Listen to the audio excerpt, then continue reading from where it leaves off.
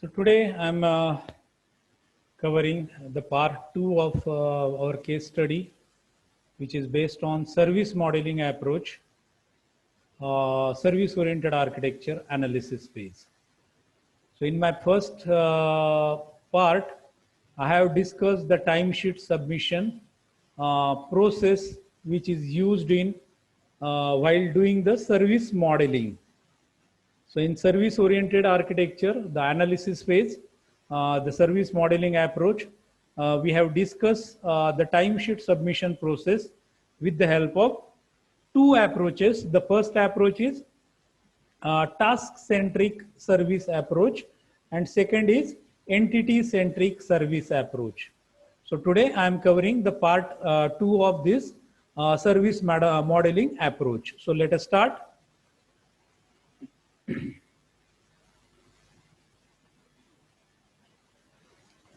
So in the last video, we have seen the timesheet submission process service is divided into two approaches.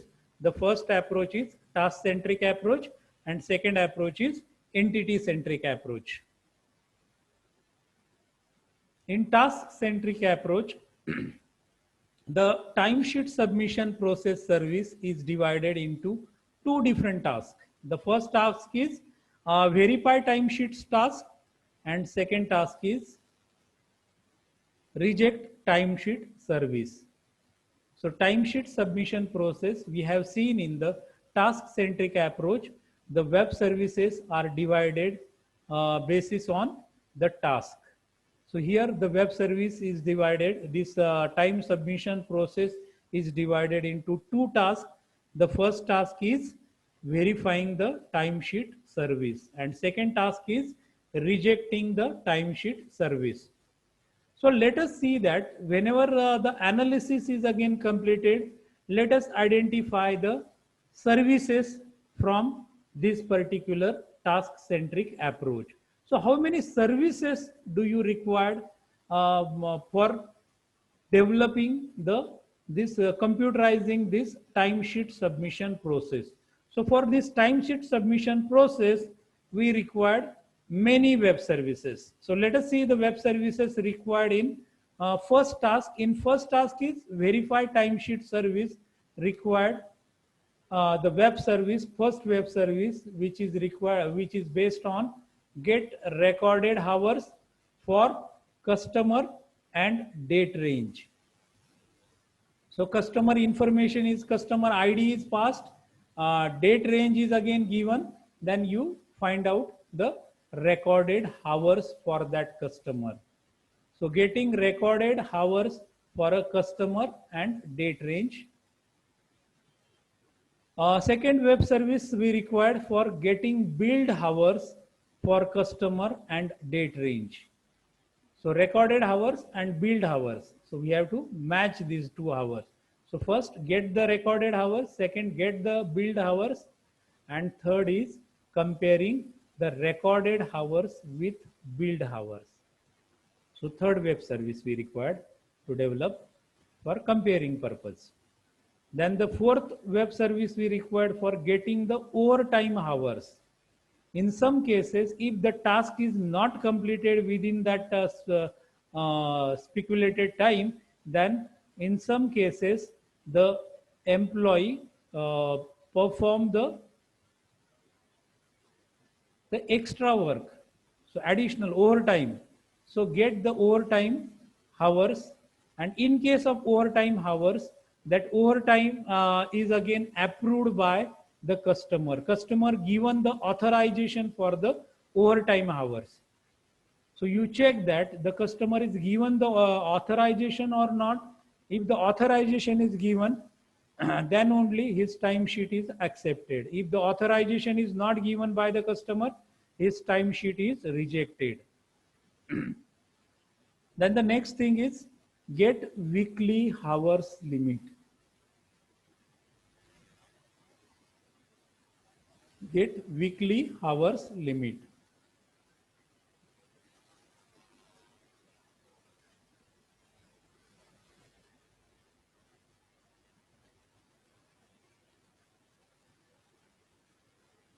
So every employee, the weekly hour limit is again decided by the organization. So you compare, you check that weekly hour limits is not crossed. If you cross the weekly hour limit, the timesheet is rejected. So working total hours working is less than that weekly hour limits is again accepted. Timesheet is accepted. Compare weekly hours limit with hours recorded. So you compare the weekly hour limits with hours recorded. So get the weekly hours and then compare the weekly hour limits with hours recorded. And while printing the bill, you take the customer detail from the customer database. So get customer. And in case of rejection, we know that the three services. The first is update the employee history, then send the message to the employee, and the last web service we required for sending the message to the manager. So under one under one manager, many employee comes. So the employees are again managed by the manager. So you send the message to the manager that these employees, particular employees, timesheet is rejected because of this particular reason. So total 11 web services required for computerizing timesheet submission process service when we use the task-centric approach. The next thing is entity-centric approach. So the time submission process is again solved with the help of entity-centric approach. So the data is divided into databases, entity, and so let us see how many services required to solve same problem with the help of entity-centric approach. So you required employee entity, you required timesheet entity, you required time submission process service entity, and you required invoice entity. So total 4 entities are required in entity-centric approach. In time-centric approach, 2 entities means 2 tasks. And here the time submission process is divided into 4 entities: employee, timesheet submission process service, and invoice. So the first is the employee entity. So let us see the methods applied on employee class, employee entity. The first method is get weekly hour limit from the employee table. Then update the employee history in case of rejection. Send the messages. So send the particular proper message why the employee timesheet rejected, the reason of the rejection. So send the message. Timesheet entity contains the first web service that get recorded hours for the customer. So that get recorded hours taken from the timesheet entity. Get overtime hours also taken from timesheet entity. Get authorization is also taken from the timesheet entity. Then the next entity involved is timesheet submission process service. So compare the recorded hours and billed hours. Then confirm the authorization. In case of authorization, confirm the authorization. And compare the weekly hours, these weekly hours limit with the hours recorded. So here the get recorded hours, get weekly hours, and then compare the weekly hours limit with hours recorded. So you use these 2 entities, retry the data, and then compare the data in the third entity. And the last entity required is the invoice. So get the customer, get billed hours.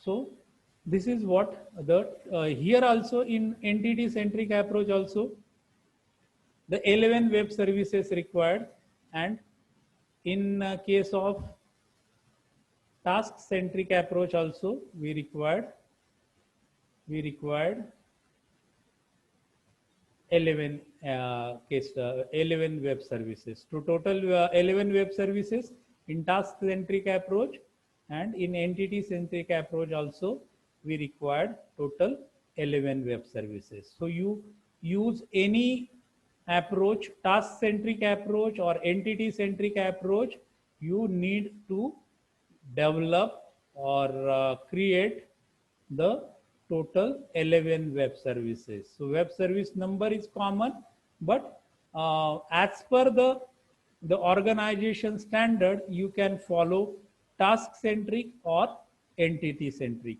Most of the organization prefers the entity centric approach for analyzing the web services.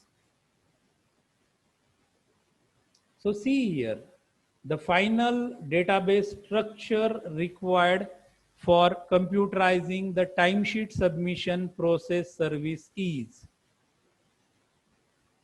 So this is the total database structure required for computerizing the timesheet submission process service. The first is customer, customer ID and customer name. So customer takes the appointment through the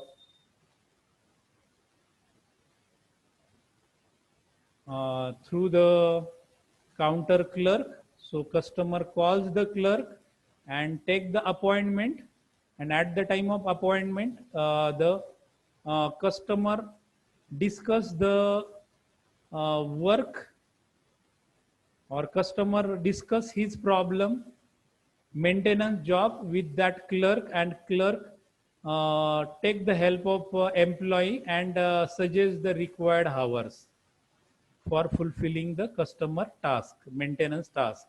Then appointment is again scheduled. As per the appointment, the employee visit that particular customer site, perform the work. So at the time after visiting, he prepares the timesheet. His ID is again considered from the employee table. He mentioned the appointment date, that working date, on which date that employee performed that customer job. So working date, recorded hours. So how much time is required to solve that maintenance job? So recorded hours, overtime. In some cases, the overtime is again performed by the employee. In that case, employee takes the authorization from the customer. So how the authorization take place? After the authorization, appointment ID is considered. So through the appointment ID, customer ID. So customer gives the authorization. So from the authorization field, I am storing authorization yes, Y, or authorization no, R, no authorization. So if the authorization is yes, then the authorization is given by the customer. If no, then authorization is not given. So that overtime may not be considered for the payment purpose. And if the timesheet is rejected, then the comment is given in the employee history table. In case of rejection, the comment is again mentioned, and the employee, that message is again sent to the employee. And after successful comparison, the invoice is generated, hours billed and billed period is again mentioned, and the invoice is prepared for that particular customer. So these many tables are again required for computerizing this particular application. So let us see the database structure. So database design based on the analysis. So database design based on the analysis.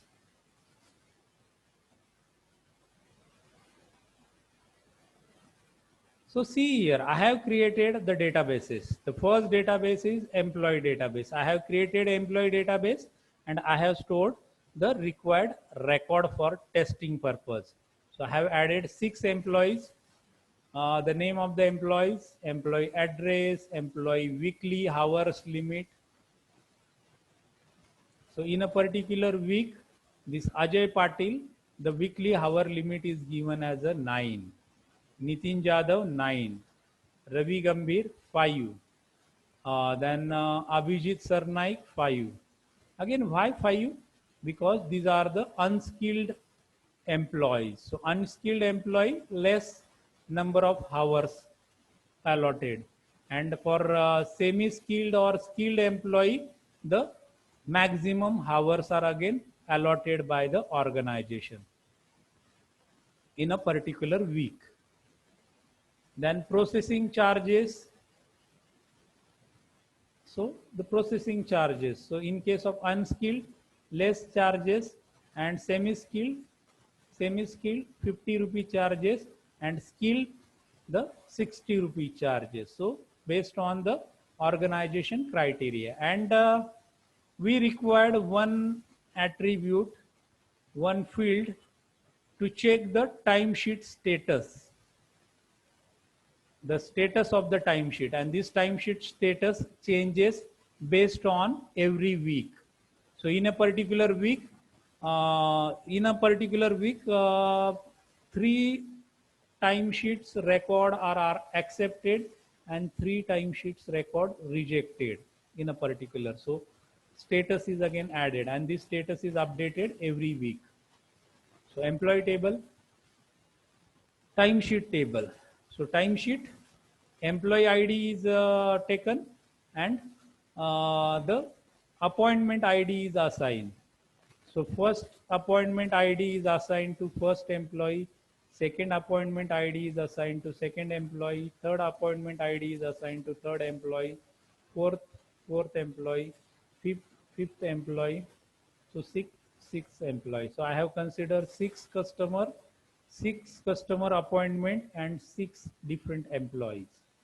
So every employee, one customer appointment is assigned. The date, recorded hours, overtime hours. So recorded hours 8, but that he has taken the overtime 1 hour more. So the approval is given. So total hours 8 plus 1, 9 hours he has worked, and he has having the authorization.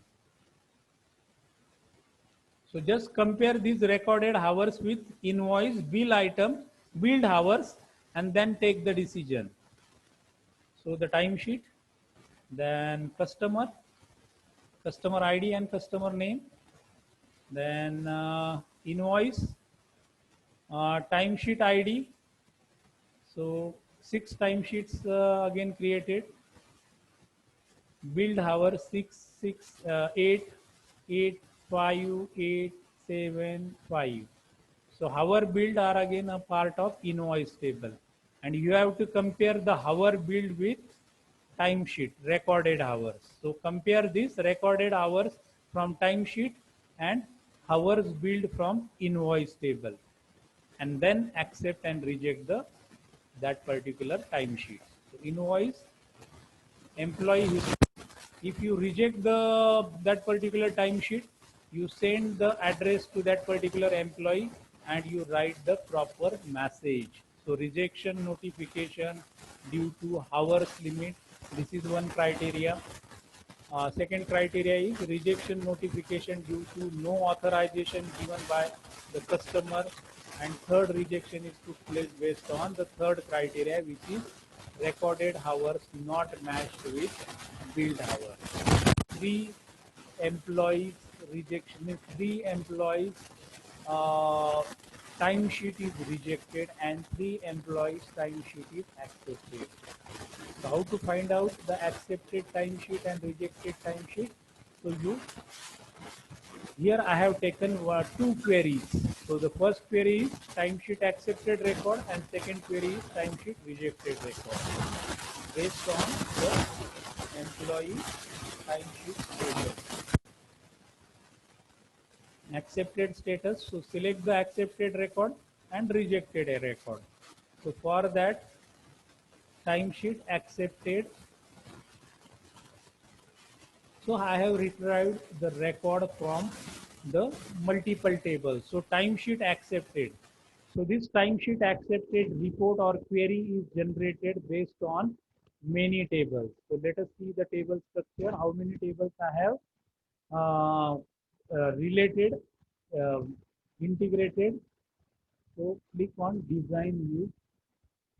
In the design view, you will get the idea. So how many tables I have integrated for retrieving the report. So I have taken customer, from the customer table, I have taken customer name, appointment schedule table, I have taken account appointment ID. From the timesheet table, I have taken employee ID. Employee table, I have taken employee name. So here I'm integrating all the five tables. So customer table, appointment schedule table, timesheet table, then employee table and invoice table. So invoice hours bill. So hours bills is again taken from invoice table, and timesheet table is timesheet status is taken from the employee table.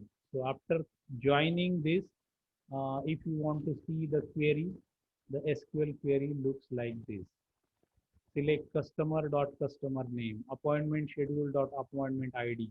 So query is automatically generated. Timesheet dot employee ID.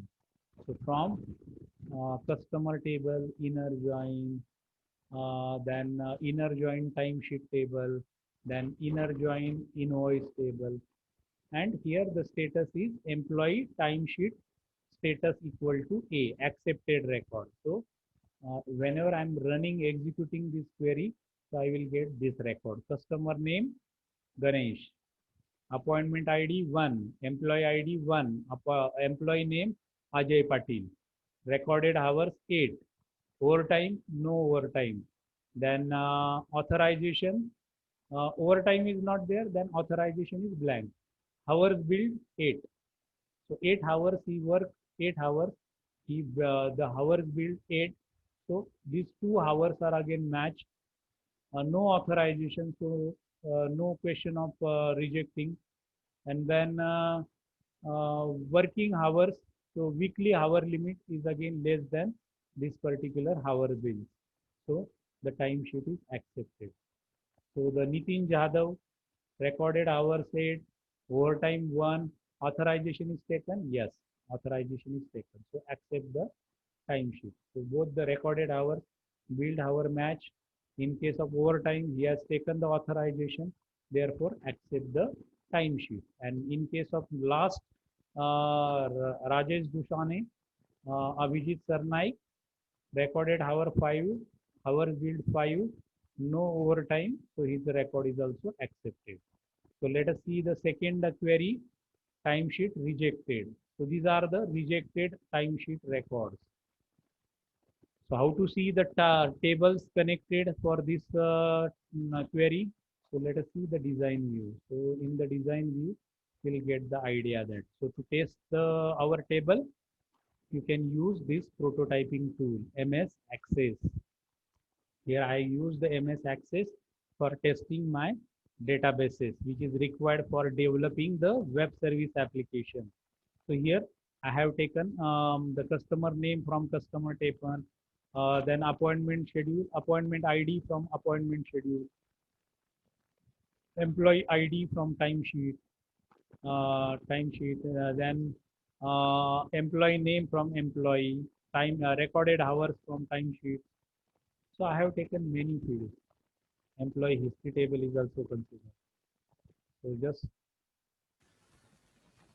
execute the query.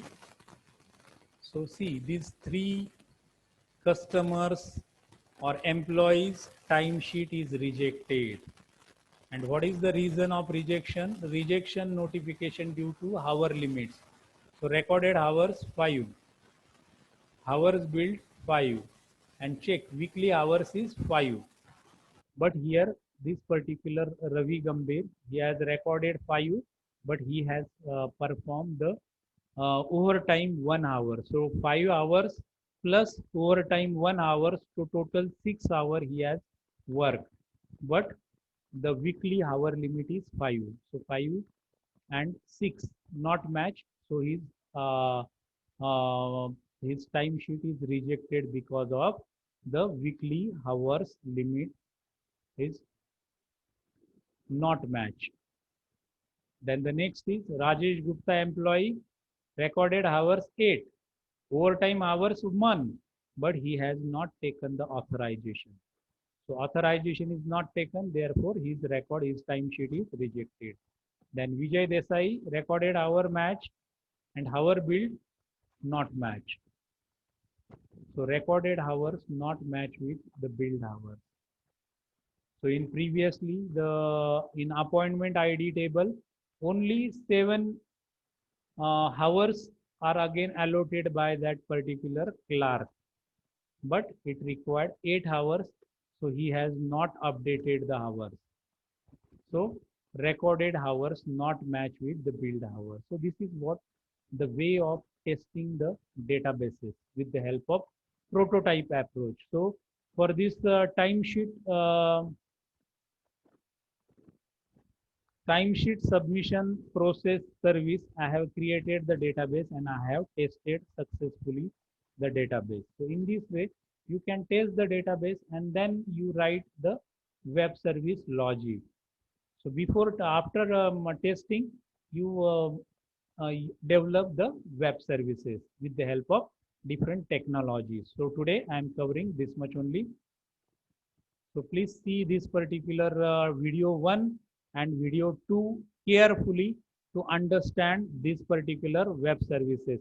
If you understood this particular web service and if you understood these two approaches, task-centric approach and entity-centric approach, then and then only you will understood the design, service-oriented design topic. So in the next lecture, I am covering the next topic, next chapter, chapter number 4, which is based on service oriented design. So today I am covering this much only. So thank you.